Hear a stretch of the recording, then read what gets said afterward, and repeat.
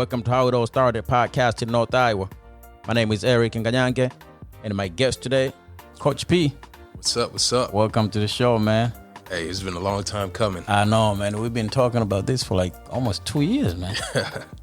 But I'm glad we're here, though, man. Definitely. Blessing, man.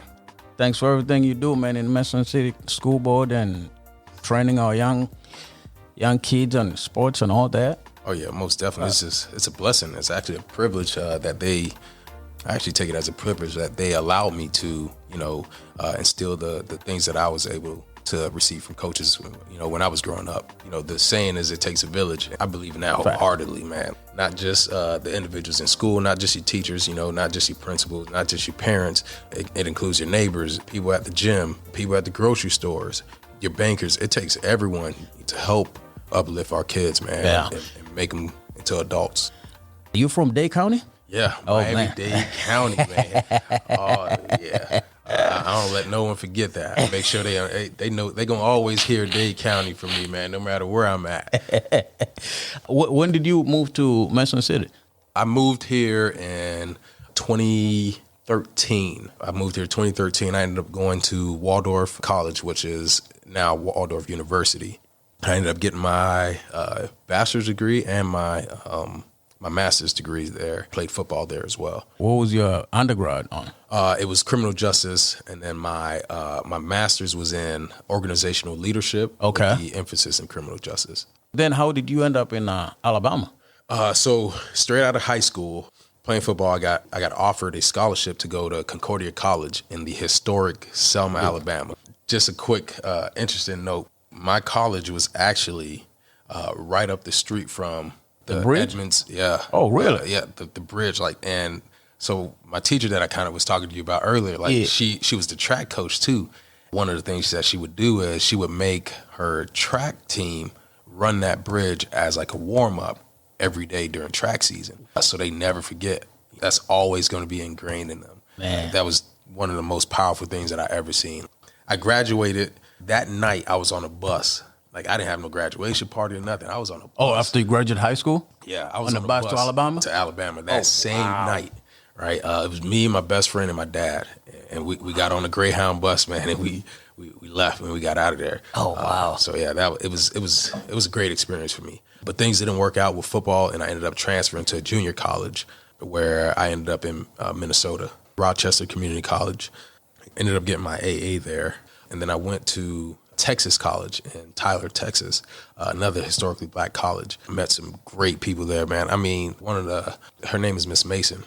She took me under her wing. Reverend Mason, I should say. Yeah. She took me under her wing right away when she met me. She would take me to church. She got me a work-study job in an alumni office with her. This lady, she looked out for me, man. Till this day, I still have a relationship with her. Met some great people there. Stayed there for about a year and a half. And then end up coming to Waldorf. Okay. Yeah. Wow. That's a lot. Yeah. That's a lot moving around, man. Definitely. Wow, man. How important is that to put people under your wings, especially if you know you can? Man, I think the impact, it goes back to what we talked about earlier with it takes a village. Man, the impact that takes or that makes on a child is huge, man. Because you are essentially saying that I care about you and I want you to succeed, and I'm going to instill some of these things, these values or things that I have into you to make sure that you have these skills in your toolbox in order to avoid some obstacles. It's a great opportunity to provide mentorship. Essentially, that's all it is. Putting that person under your wing.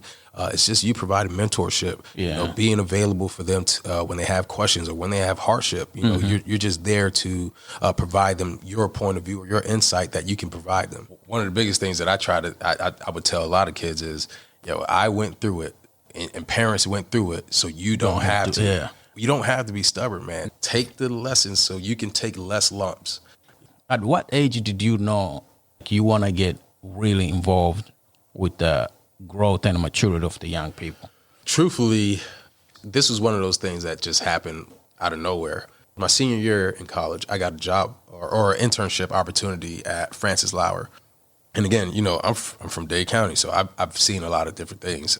And I was just able to, work into this facility, and I was like, man, I just realized like all the problems that I've heard of, seen when I was back home, those problems are everywhere. Everywhere, yeah. So I'm like, man, this is an opportunity for me to not just see it and don't do anything. This is an opportunity for me to jump in head first and actually start applying like what I've took from the mentors that I've had, right? So, and this was me at 20, maybe 23, I think. So I'm like, I feel like I could do something. And they related to me because, one, I didn't come at them with no ego or anything. Yeah. And once I started to see like the impact, I was like, oh yeah. Yeah, the impact you put into them. Yeah. I was like, yeah, this is what I was meant to do. I was supposed to be doing this type of stuff, man. Oh, wow. This is a gift that I was granted. So I'm going to go ahead and use this and move forward with this. And it ended up leading me into them hiring me. And I worked there. And then I ended up saying, you know what? I want to advance. I want to advance myself. And then I started working at the high school. And then coaching came into place. So like everything was just falling into line. Place, like, man, this is what I'm supposed to be doing. And I know I'm supposed to be doing this because if I wasn't supposed to be doing this, it wouldn't be falling in place how it's falling, So that's how it all came out. Do you think you found your calling and your purpose? You think that's what it is? Most definitely. I believe this is what I'm supposed to be doing. Now, the trick is the calling is just the purpose. Yeah. Now, you can master that purpose in so many different areas, which sometimes I get in trouble for, because I involve myself in a lot of things, So I get in trouble sometimes, like, hey man, you gotta slow down and like pick one avenue. It's like, nah, I can't. You can't. I feel like I can make this work. I'm supposed to be in this. I'm supposed to be in this. I just got to figure out how to make it work. Yeah. So okay. You ever been afraid of like yourself that you might burn yourself out or stretch yourself thin? Most definitely. Is it hard for you to say no to certain things? It's very hard. Is it? There's a lot of times where I catch myself double booking myself for something, right? So I'll be like, oh yeah. That's just the energy I have. Yeah. So someone might ask me, I'm like, oh, what are you thinking? Oh yeah, no doubt, I'll do it. I got you.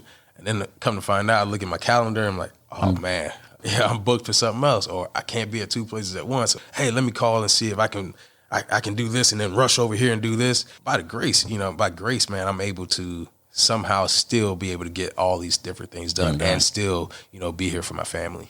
Is that Isaac Newton?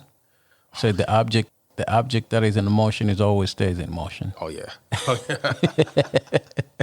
Definitely. And I think was Bishop T.D. Jakes also say, if you have something you want to give to somebody to do, give to the busy person.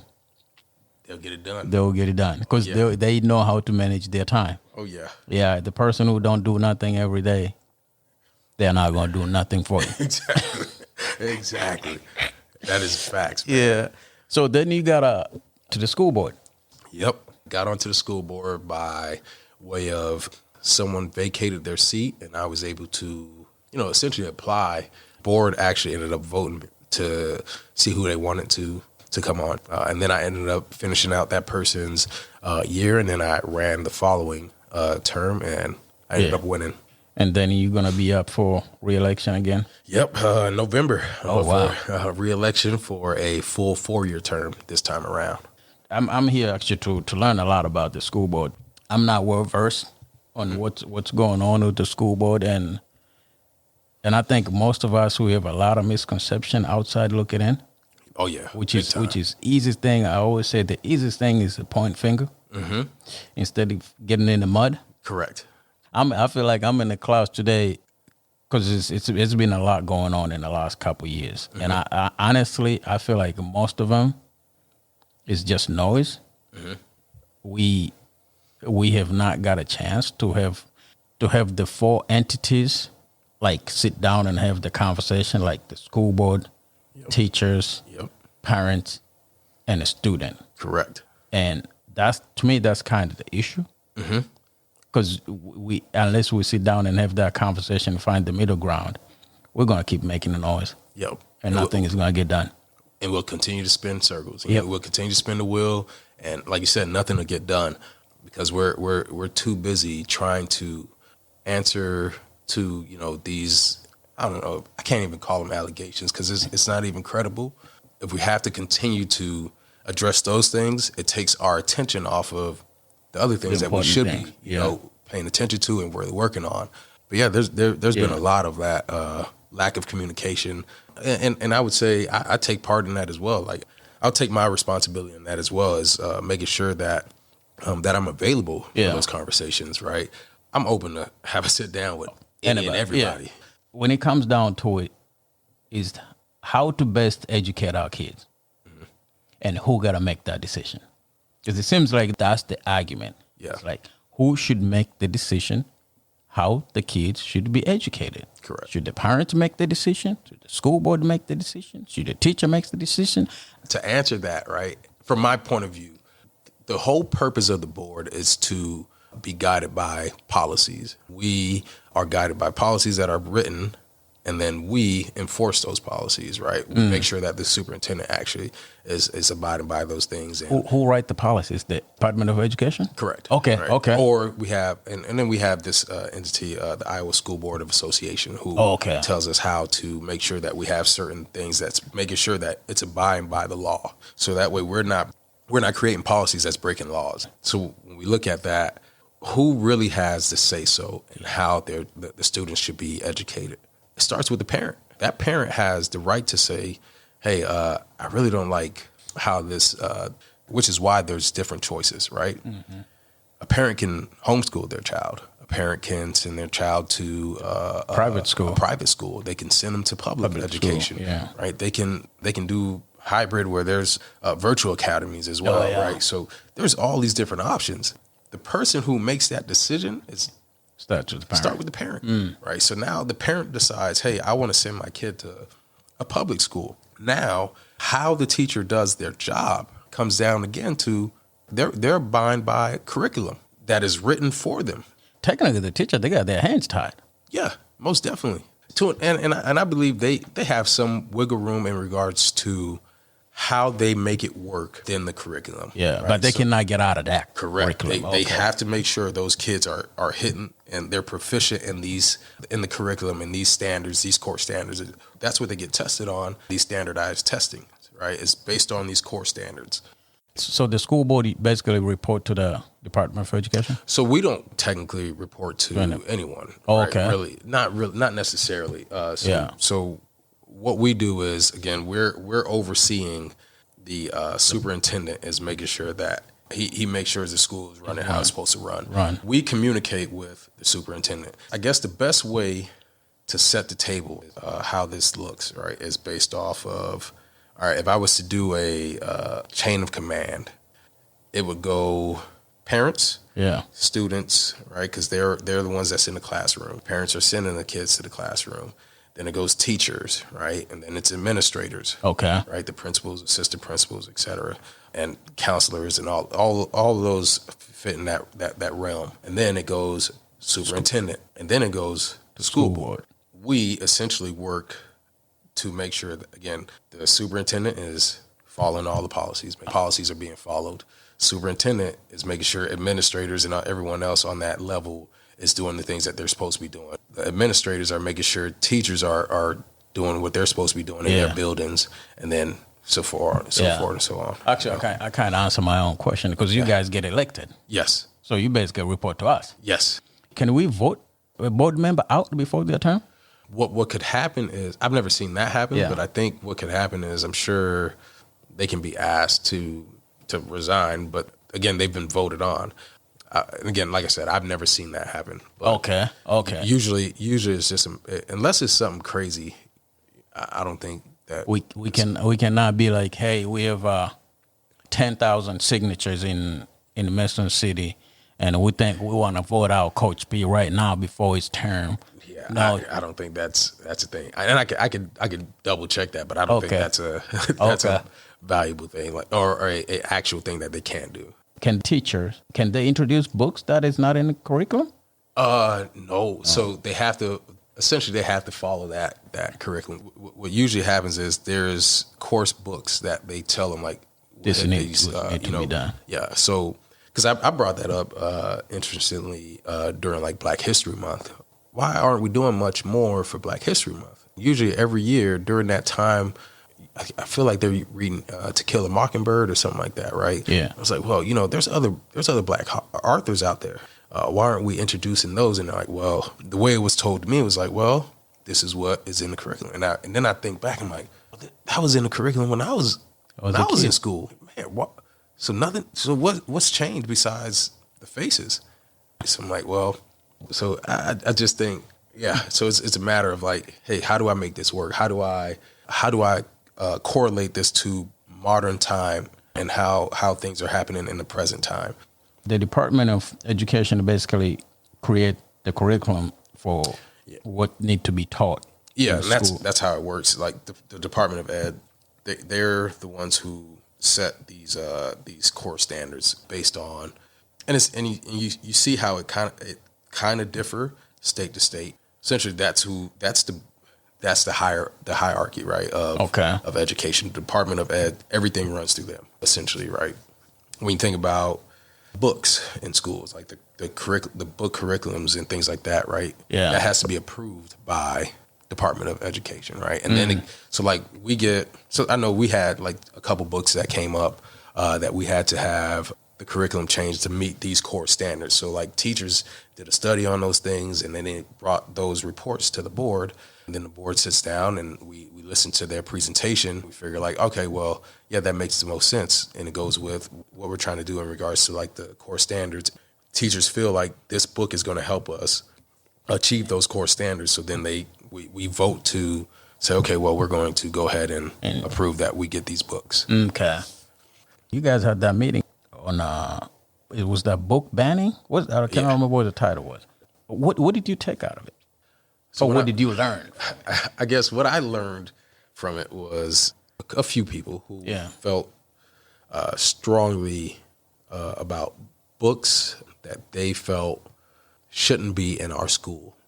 And I was okay with hearing that, but I would like to have a conversation about that. Let's discuss, why do you feel that it shouldn't be in the school? I think that's one of your strengths. The ability to be open, to have conversation with people that you know from the beginning. Yeah. They completely disagree with you. Correct. And even in some instances, they don't like you. Mm-hmm. And the ability to have that open mind to say, come on in, let's talk. Yeah, definitely. That's incredible. I want to commend you on that, bro. Definitely. I mean, that's incredible. Definitely. I don't think I got that. It took, I will say, it took me some time to learn how to do that, right? Because it took me to understand that in order to get anywhere, you have to be willing and open to have like any conversation, tough conversations, easier conversations, and you have to go in with mindset of understanding, right? Versus like, oh, now I'm going into this conversation with my ego. Nah, you can't tell me nothing. By the time we end this meeting, it's going to be you understanding that I'm doing this. It's like, nah, man. That's your ego talking. Like, especially in this, as a public servant, I don't have an ego in this. This is all about me working to help bring out what we want for the best of our kids, right? Yeah. Or our community. So when I look at that, it's like, yo, I want to have a conversation about, like, you do understand that these books, most of the times, are actually helping individuals who may have experienced some of the things that these books are talking about, but have never had the courage to open up about it because they fear that people won't understand them or understand it.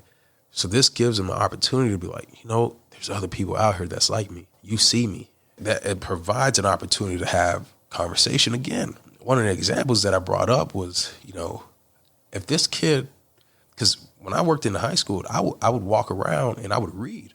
That was like a door opener for a lot of kids who may have not even spoke to me before, but they were like, "Oh, what book you reading? What is that book about? Why you reading that book?" Yeah, you know, and I get an opportunity to have a conversation with a kid. That same thing can happen vice versa. This kid checks out a book, and a staff member sees him, and they ask him like, "Oh, what book are you reading?"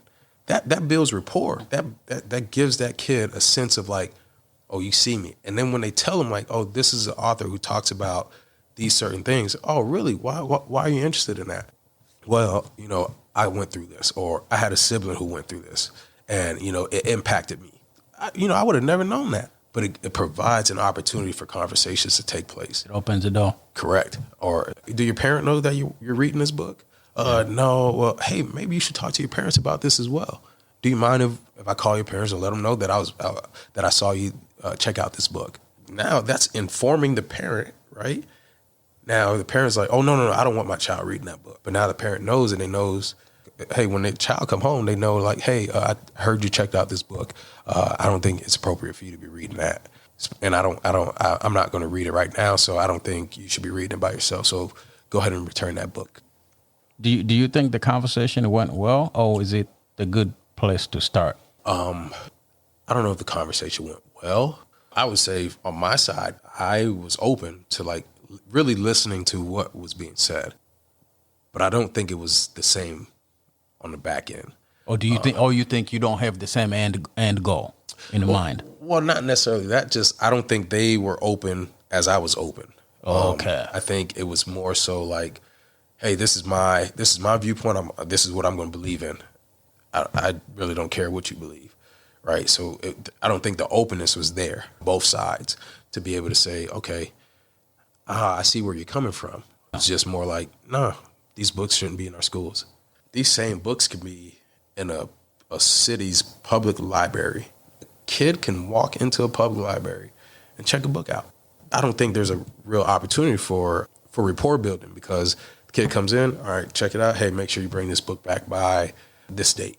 Whereas in the school, they check it out, they get that same conversation, but this is a school employee who probably seen this kid in the library 15, 20 times. So now there's a rapport there. Like, oh, what book you reading this time? Or, oh, man, you read that book kind of fast. What was it about? There's an opportunity for some conversation. Would you be okay to go on the record you're willing to sit down with some of the individuals that you disagree with one-on-one? Oh, most definitely. Anywhere. Having the conversation. Anywhere, anytime? Anywhere. In a park, in a phone booth, anywhere. I think that would be very important. Yeah. If we have this civil discourse on the things that we completely disagree on, and trying to find the common ground, because I think we have more in common than what we think. I agree.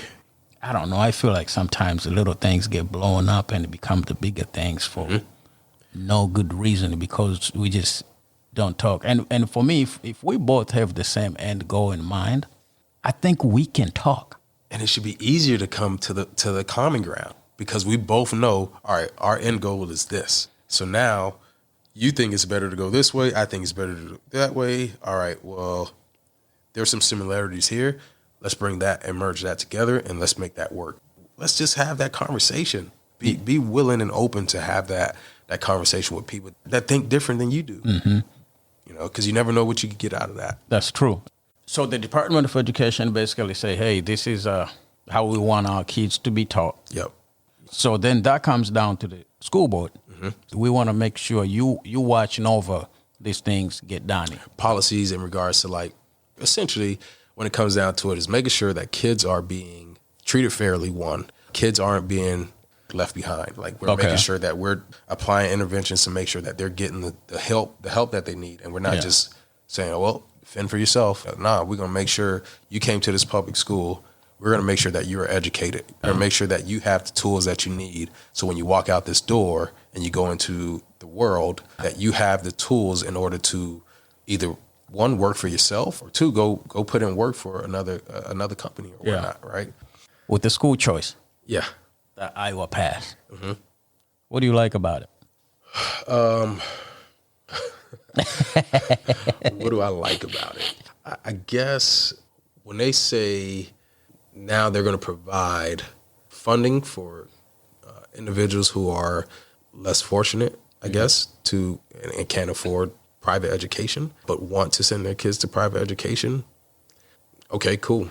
If that's truly what it is, then all right. But then I also feel, on the other hand, that if that's going to be the case, are we all going to play on the same level field, the same playing field, I should say? If we're held to this standard when it comes to how we educate our student, and we have to provide documentation and data on how students are achieving and how are they proficient in all of these areas, to the state and Department of Education, right? Then it has to be the same way for them too. If they're going to be getting that funding as well, right? Then it's cool. It's a level playing field. I guess the best metaphor I could come up with is if I'm going to compete against someone, don't allow them to have more time to train than I do, or don't allow them to have more access to higher quality training facilities than I do. Make sure the playing field is leveled, and we both can compete at a level playing field. Do you think that will create more competition? Yeah, and competition isn't bad. I think competition is okay.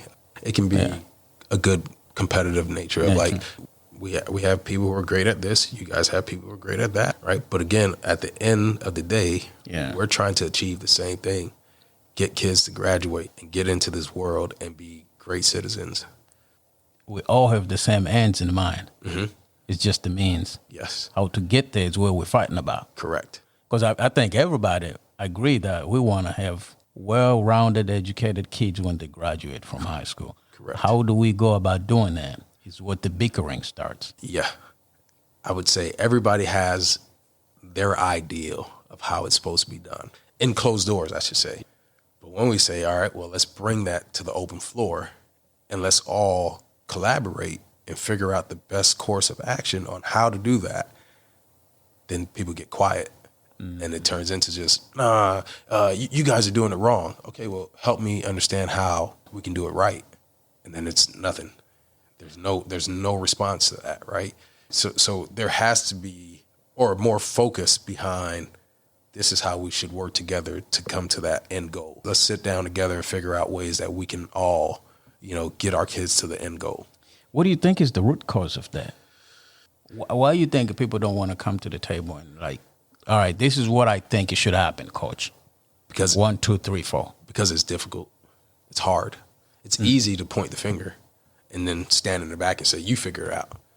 It's harder to say, you know what, let me help you out. Let me understand you. Let me be part of the solution. Yeah. Coming up with a solution takes thinking, takes time, takes dedication, commitment. Collaboration. It takes all of that. Yeah. So that is work. Yeah. Coming up with a solution is work. A lot of people don't want to put in the work. It's easier to just say, that's not right, and walk away. Okay, there's these 4 parts. Teachers, school board, parents, and students. I should put the student on the top because they're the most important. Most definitely. Yeah, because if they don't exist, everything else does not exist. Yep. Yeah. So how do we bring all these 4 parts together, especially the parents and the school board right now? How do we get these 2 parts to work together? To have respectful dialogue. So I always encourage, I ran on the principle of 1, accountability through education, and then 2, I wanted more parents at school board meetings. Even if it had to go, even if I even brought up the idea of like, hey, parents, I understand, maybe you work late, maybe you're working 2, 3 jobs or whatnot, whatever the case may be. Well, let's bring this based off of like a community-based thing. Well, in the sense of like, okay, all 5 of us live on the same block. Oh yeah. But you got first on the first Monday you got school board meeting. On third Monday we'll take school board meeting. We'll come back and we'll bring back the information that we got from the school board meeting. And we can have these conversations together as a block, as a community, like right? It's a village approach of like, hey, not everybody is going to be able to make it, but I'm able to make it, and I'll talk to you about, hey, did you hear at the school board that they talking about these certain things that's happening? Oh no, what? I didn't know that was a thing. Yeah, I have some concerns about that. Can you take that back to the school board next meeting? So now there's engagement through the whole entire community.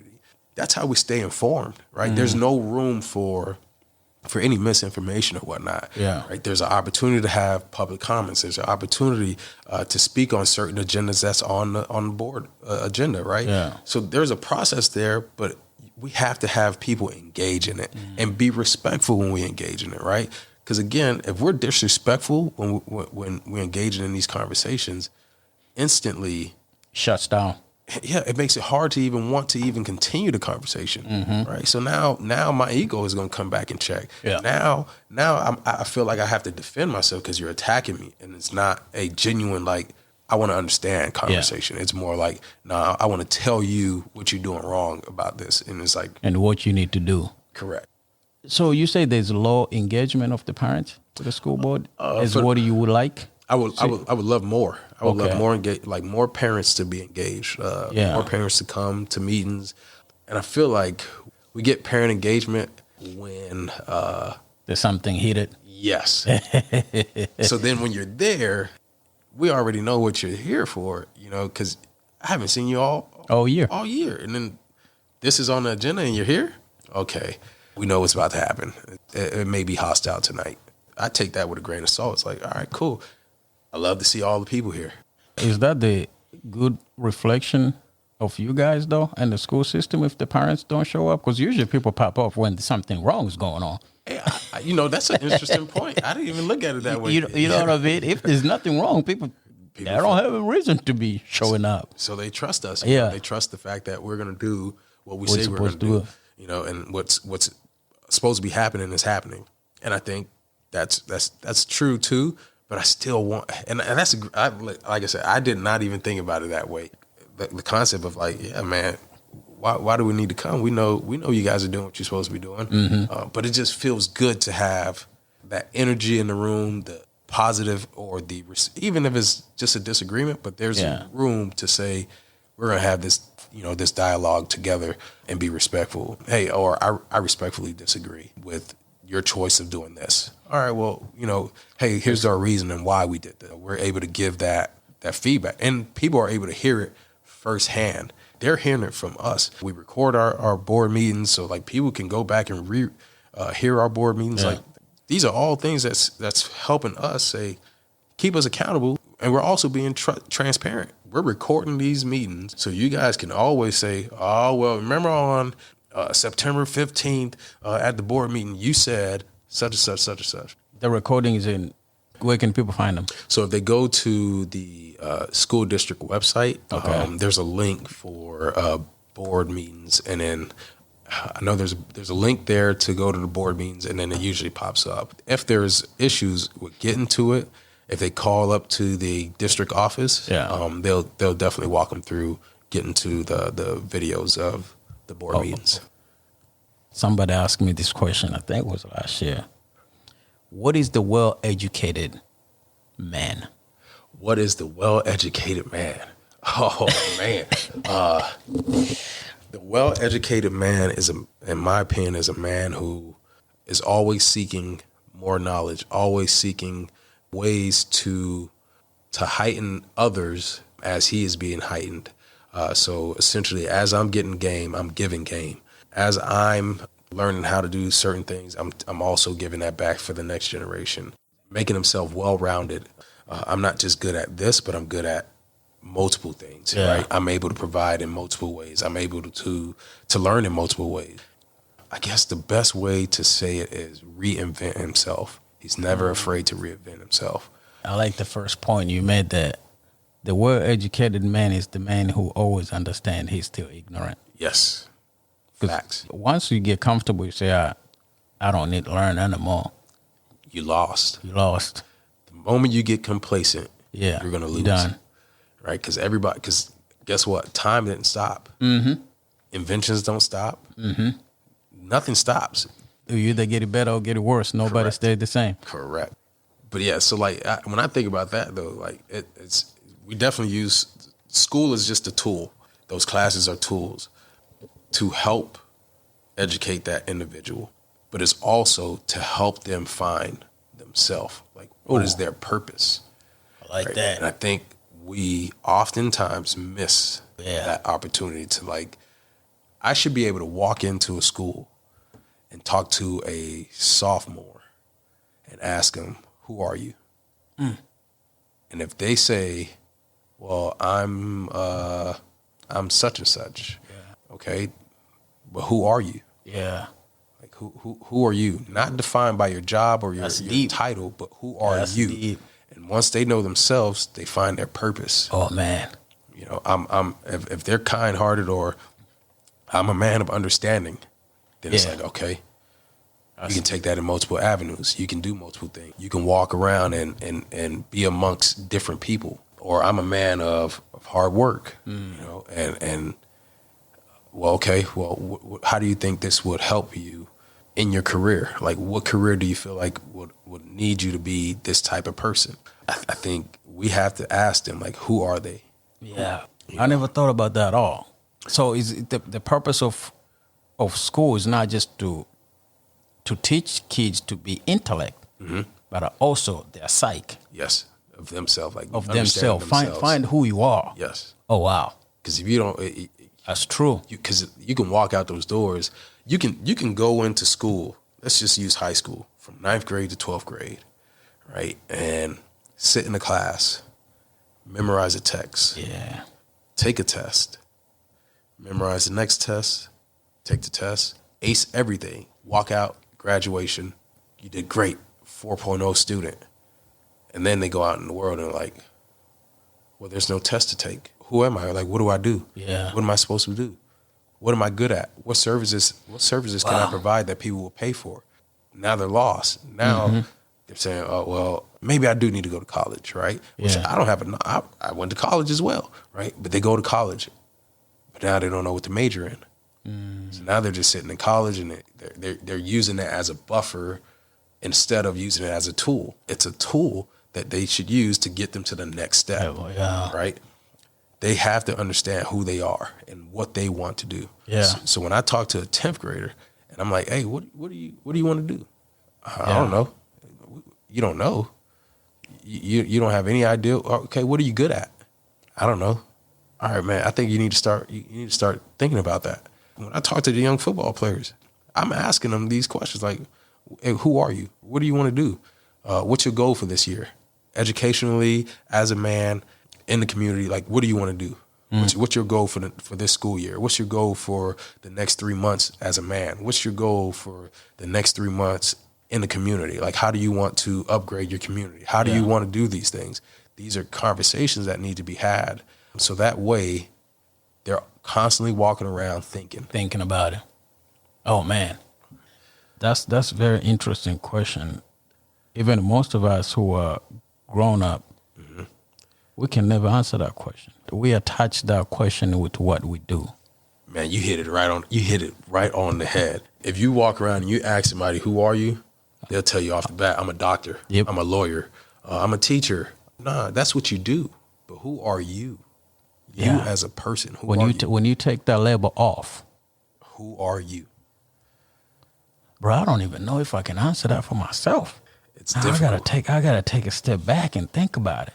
Who are you? If somebody asks you, how you answer that question? Yeah. So, and it took me, man, it took me a while, right, to get to that point. But again, it's me. I'm a man of evolution. I'm a man of understanding, right? So I'm a man of adaptability. So I can walk in to any environment and I feel like I can be okay. I can fit in, right? And not in the sense of like I'm just gonna go along to get along. Yeah. It's more of like I can go in and still be confidently myself, right? I don't have to waver. I don't have to switch. I don't have to put on a mask. Like I'm me. This is who I am. I'm a man of understanding. I'm a man of being able to evolve. I understand that as time goes on, things evolve and I have to evolve, right? So, but that ties back again into being a man of understanding. I'm a man of integrity. All these things are things that, helps me decide like, all right, I can make this choice. Yeah. Or I shouldn't make this choice. Or you don't want to go there because that's just not you. Yeah. That's not who I am. You think about yourself as when you're your younger age, right? You're in your 20s, you're in college, you're going out and about, right? Mm-hmm. At that stage, you don't know who you are still. You're still searching. Of course I'm gonna go with the crowd or everybody wanna go to the club? Cool, let's go to the club then. But then when you find yourself and you know who you are, you're like, the club ain't me. That's an uncomfortable spot though. Yes. That's a very uncomfortable place. Yes. And you gotta understand, the moment you start finding yourself, you're gonna be standing alone a lot of times. Yes. You will lose people. And you have to understand that. And it's not even really losing them, right? They fall behind because they're not on the same frequency as you. Mm-hmm. Yep. And you got to be okay with that. You will find the people that's on the same frequency as you. Yeah. And it's not even you will find them. You guys will. You attract them. Exactly. You attract them. It happens. Yeah. That's just how it works. That's literally the law of attraction. Yeah. Right? you start to remove like, oh no, I'm taking this mask off. This, okay, now I'm comfortable with who I am. Yeah. If you have to take one, what would you take? The diversity of thought or diversity of look? I feel like they go hand in hand. You got to have both. The reason why I say that is because I don't think just because I'm black doesn't mean I think how every black man think. It's the same way, vice versa, right? That's so true. You gotta have both. But you can also have a cherry pick, though. You can have a cherry pick the people that look different, but they think the same. That's almost even more dangerous. Yes, that is another thing. I've seen that a lot. Yeah, right? you can have a diversity of just people look different, but then their thought is completely the same, and you go like, okay. Yep. Yeah. Yep. I think you got to have both. I think they go hand in hand. Yeah, because I think there's a power in both, especially when you deal with the school. Mm-hmm. There's a power in that when the kids see themselves, because you can only manifest on something that you can see. Correct. Yeah, so Starts with the image. Yeah, so the image they see there, because I was wondering about this, and a lot of young black boys. Mm-hmm. Every time I ask them, "What do you want to do?" They'll always mention sports. Yep. And entertainment. Yep. And then he dawned on me like, oh, that's all they see. Yep. That's all that's promoted to them. So yeah. That's all they're going to want. That's all they feel like they can amount to. Which is why I think Black History Month is important. Getting them to see that there were black inventors, engineers. There's still black doctors, still black lawyers, still black judges. Still, there's black people in all aspects of life, in every occupation. You don't have to just say, you know what, well, I guess I got to put a ball in my hand and ball, or I guess I got to start singing. No, you can do those things. Yeah. You certainly can do those things and be very, very great at them, right? But do that because you feel like it, not because you feel like you're obligated to do that, right? You can go to school and go get your law degree or whatnot, and still say, you know, but I really enjoy singing, so I'm gonna be a singer until I don't feel like it anymore. Then I can go and practice law. The issue of the black boys being so behind on reading. Mm-hmm. What is your idea solution? I think it starts with, like you just mentioned, right? It starts with modeling it, showing that it's cool to read, right? I think if they see us reading more, us as black men reading more, it presents the ideal of how it's cool to read. And that's why I used to walk around in high school reading books, because I'm like, oh no, it's cool to be smart. You know that, right? Like it's not cool to be the dumb kid anymore. Back in the days, like everybody thought the dumb kid, the kid that wanted to act out in class and wanted to be the class clown, like that was the cool kid. Now, that's not cool, bro. Like I want to learn. I want to be smart. I want to be educated. Yeah. So like walking around and modeling that image of like, yo, be an educated black man. That's powerful. Read books. That's powerful. And not just any old book, but read books that's going to fill you up with things and understanding and knowledge. Like read real actual books with substance in it, right? So I think it starts with that, right? Modeling it. Then it starts with, challenge. It starts with a challenge now. It's like, all right, cool. You know what?